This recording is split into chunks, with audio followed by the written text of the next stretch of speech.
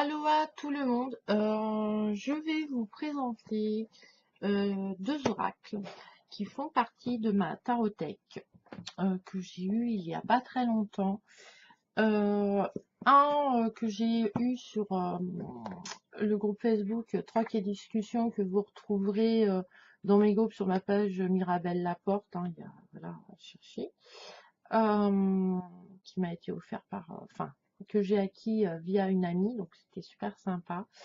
Ça fait longtemps que je le voulais parce que c'est un Charentais, hein, c'est un Français qui a créé ce jeu, qui est assez, enfin ça fait longtemps hein, qu'il est dans le commerce, je ne sais pas quand est-ce qu'il a sorti ça.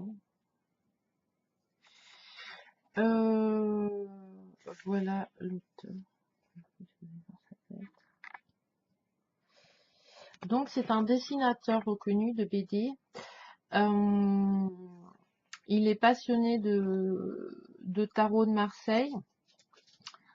Et puis, il a travaillé, et puis finalement, il est arrivé à créer son oracle, l'oracle de l'ultime vérité.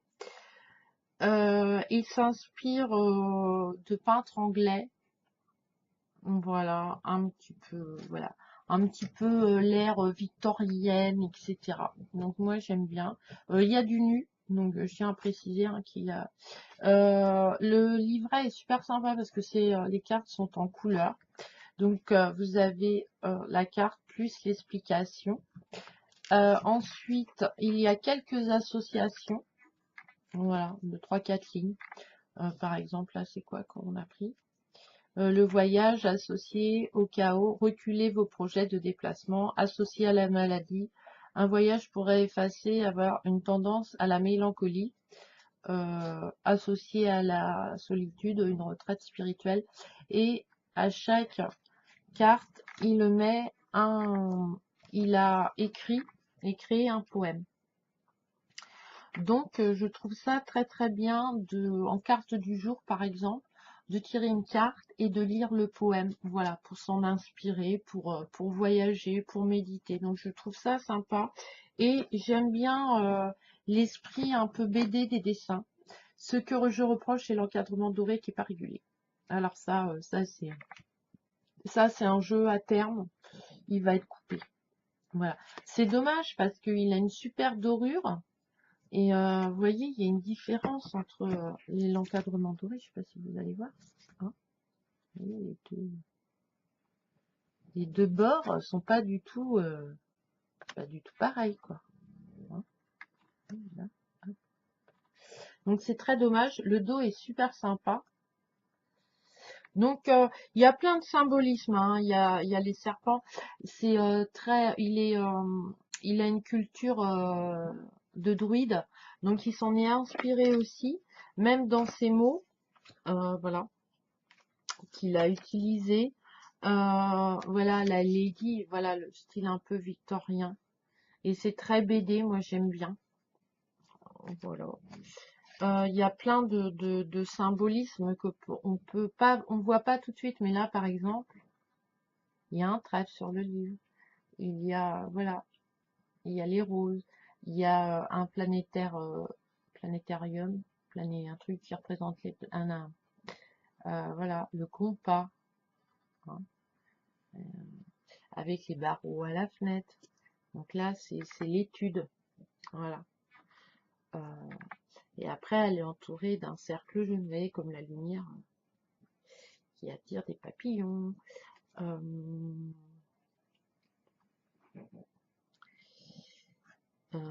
là, la panthère. Hein. Alors, la panthère, vous voyez, la personne, elle a son pied dessus, elle la maîtrise. Hein. Il y a un papier, donc il y a peut-être une notion de contrat. Enfin, on peut aller voir très très loin. Moi, j'aime bien. La bonne nouvelle. Alors, dans le style victorien, hein, tout à fait. Hein, c'est voilà, là, le chapeau, tout ça. Euh, donc voilà, mais il y a du nu, hein, donc on voit la poitrine hein, des femmes. Alors ça, voilà, on peut pas voir le beau torse. Voilà, la justice, hein, même. Mais moi j'aime bien ce dessin un petit peu, voilà. La médisance, elle est très représentative, j'aime beaucoup. Il y a beaucoup de symbolisme. Euh, il y a là, on voit qu'il s'est inspiré de l'amoureux dans le tarot de Marseille, je trouve. Voilà, il met trois personnages en, pour parler en fait. Euh,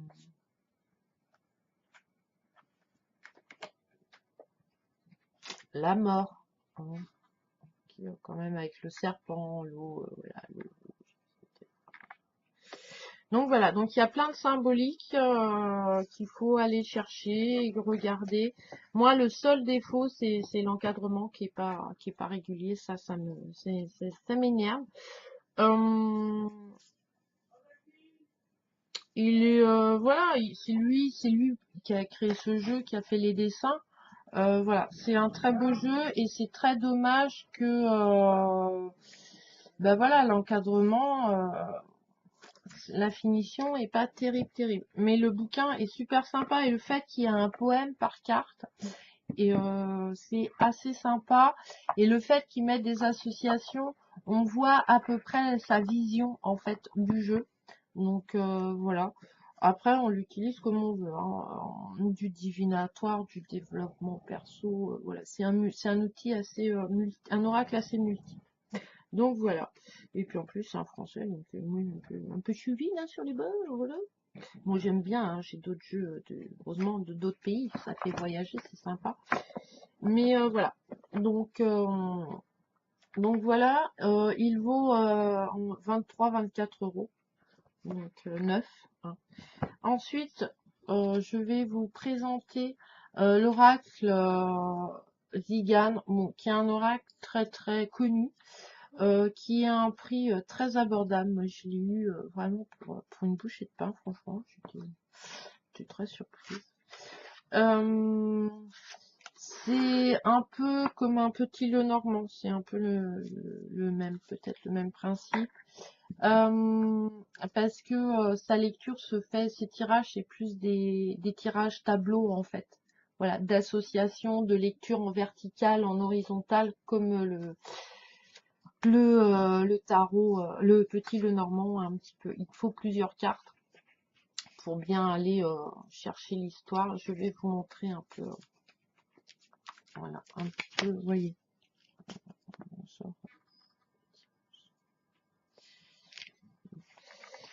C'est un peu comme le tirage de la constellation avec le tarot de Marseille, où on va aller chercher le mât, voilà, dans le tirage, et puis après on va lire, on va l'associer.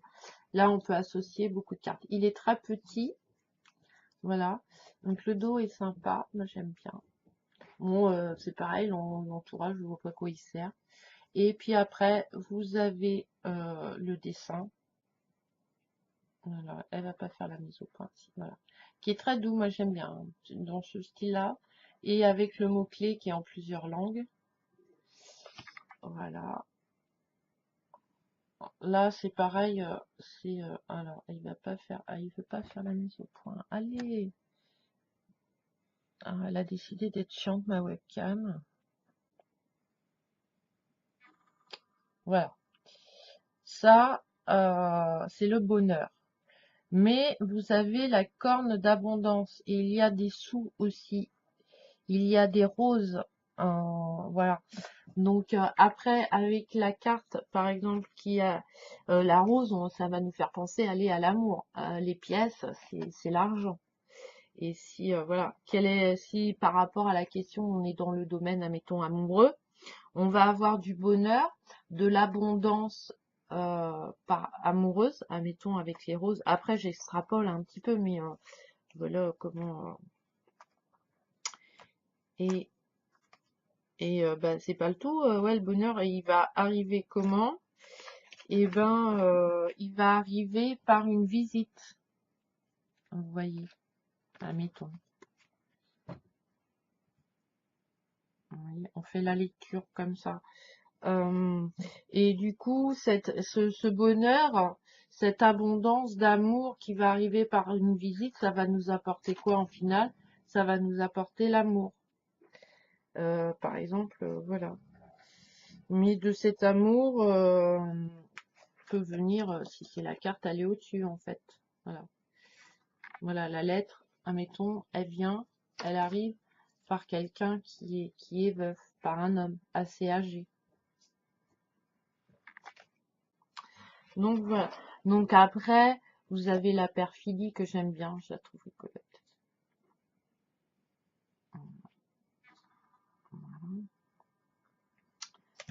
Le bébé,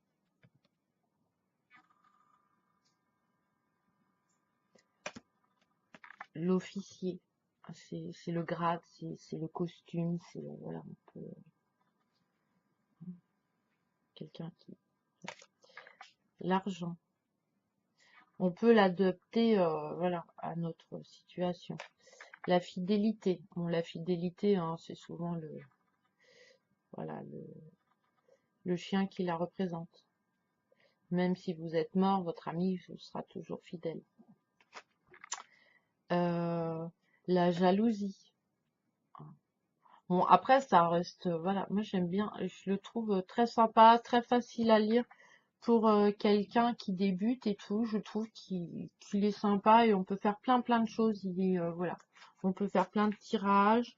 Il n'est pas imposant, donc on peut utiliser toutes les cartes sur un tirage, c'est-à-dire faire des tableaux, comme on le dit. Voilà. Et quand on fait des tableaux, ça prend du temps. Donc commencez pas par un grand tableau, hein, parce que quand vous débutez, vous allez mettre 4 heures, ça va vous gonfler parce que du coup c'est fatigant. Donc du coup ça va vous mettre le doute, etc. Et du coup ça va. Et puis du coup, vous risquez de laisser tomber. Commencez toujours par une association de 2 cartes. Quand vous vous sentez à l'aise avec 2 cartes, passez à 3 cartes, à 4 cartes, à 5 cartes. Et après c'est bon. Si vous faites une bonne lecture en 5 cartes, sans vraiment... Alors après, moi, je marche à l'intuition. Après, je lis aussi hein, les livres, etc. Je m'enrichis mon vocabulaire pour ma lecture. Mais voilà, si vous êtes capable de faire une lecture sans blocage, sans voilà, mettre 3 plombes à trouver le mot-clé, machin, c'est une lecture fluide, en fait. Ouais, après là, vous pouvez faire des tirages avec beaucoup de cartes. Mais au début, voilà, vous prenez, enfin voilà, commencez pas comme ça parce que ça va vous décourager. Et puis, bon, là, c'est un petit le normand. L'oracle voilà, l'oracle d'Iliane, c'est un peu, voilà, pour lire des tableaux. Mais commencez par 4 cartes, par 6 cartes. Commencez pas par toutes les cartes, quoi, parce que là, ça risque d'être assez chaud et puis du coup ça va vous énerver et puis vous n'allez pas prendre de plaisir parce que il faut du plaisir dans la cartomancie, dans la lecture, dans la tarologie parce que sinon c'est pas cool. Enfin, voilà. Donc commencez progressivement, prenez votre temps, soyez patient, apprenez, enrichissez-vous de connaissances et jetez-vous à l'eau tranquillement. Si vous vous jetez à l'eau sans vous mouiller la nuque, etc., voilà, à l'arrache, on court, paf, vous n'avez pas vérifié que en fait il n'y a pas de fond et que c'est tout rocailleux, vous allez vous crêper la tronche et c'est tout ce que vous allez arriver à faire et vous serez dégoûté, vous n'irez plus jamais vous baigner. Alors que si vous aviez pris votre temps, vous aviez regardé un petit peu, vous avez étudié voilà le milieu dans lequel vous êtes, l'oracle, les cartes, etc. Et là c'est pareil, vous y dites ah ouais là il y a des rochers, non je vais pas aller me jeter. Non, par contre décale-toi d'un mètre, c'est du sable et tu tombes dans une fosse et du coup il y a de la profondeur, donc voilà tu peux plonger sans risque. Voilà, parce que si vous faites des lectures et que vous débutez et que c'est des grandes lectures de plus de 5 cartes, vous risquez de mettre le doute, d'avoir peur de faire des blocages et après c'est chiant parce que c'est chiant quoi, tout simplement. Voilà. Qu'est-ce que je voulais dire d'autre? Alors, vous avez par exemple, l'oracle d'Igan, il se rapproche d'un petit Lenormand. Il y a des, voilà. Donc, utilisez déjà vos mots-clés que vous possédez déjà d'un jeu ou de l'oracle G. Ou voilà, il y a des cartes. Moi, je les rapprends pas. Hein. Voilà, je les ai appris dans un jeu. Je sais pas quel. Le juge. Voilà, les mots-clés du juge, le jugement, etc. Un juge reste un juge, hein. Qu'est-ce qu'il y a? La maison, voilà. Ouais, ça va être... Voilà, la maison, elle existe dans le petit le normand. Donc tes mots-clés que tu as déjà dans ce jeu-là, transvase-les là. Va pas chercher midi. Enfin, moi, faut pas me compliquer la vie, hein. Et du coup, après, tu vas... Après, par contre, il aura peut-être un nouveau vocabulaire, il va t'apporter peut-être autre chose. Ça, voilà. Mais à ta base, à toi, voilà, la maison, c'est la famille, c'est le foyer. Je veux dire, on peut pas non plus extrapoler sur des trucs. Par contre, on peut s'enrichir de mots, ça, il n'y a pas de problème. Donc voilà. Donc si tu es débutant, que voilà, t'as jamais touché une carte, c'est un jeu qui est intéressant et qui est vraiment intuitif parce que t'as pas de mots-clés et tout. C'est comme le petit le normand. Le petit le normand, achète pas des bouquins au début ou va pas voir des vidéos spécialement. C'est comme tu veux, tu sens. C'est très, voilà, c'est ta lecture personnelle. Après, il y a des cartes qu'on a un peu du mal à trouver les mots-clés, donc oui, là, va chercher, mais d'abord, commence, voilà. Faut pas se précipiter. Il faut apprendre, faut acquérir des outils, enfin, faut apprendre à utiliser ton outil. Une fois que tu as les bases, après, tu peux prendre n'importe quoi, n'importe quel support, en fait, de cartes, n'importe quel tarot. Un tarot de Marseille, ça reste un tarot de Marseille. Mais par exemple, des facsimilés, moi j'ai le Madonier, j'aimerais bien voir le Purtel. À la base, la justice, c'est la justice, hein, on est bien d'accord, hein. Voilà, étrange, point barre. Voilà. C'est l'équilibre, la justice, elle ne cherche pas midi à 14h. Voilà, on va dire que ça c'est la base. Après, par rapport au dessin, aux finitions, à l'énergie qu'a voulu faire le maître Cartier, on va rajouter des trucs. Mais la justice, le mot-clé de la base, c'est trancher, hein. Elle a l'épée, elle tranche. Paf! Point barre. Elle te regarde droit dans les yeux. Elle a clac. C'est comme ça, c'est pas autrement. Que ça te plaise ou que ça te plaise pas. Voilà. Euh, euh,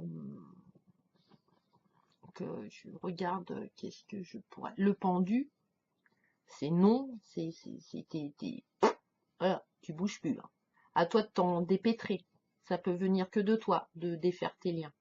Parce que ça se trouve, t'as même pas. Enfin, voilà. Donc, mais après, selon le pendu du jeu, voilà, la différence, on peut, ça nous apporte, ça nous inspire plus. Et donc, il y a d'autres mots, voilà. Mais à la base, c'est pareil, quoi, hein. Bien d'accord. Donc, voilà. Euh, euh, nous, on est issus des langues latines quand même à la base, voilà.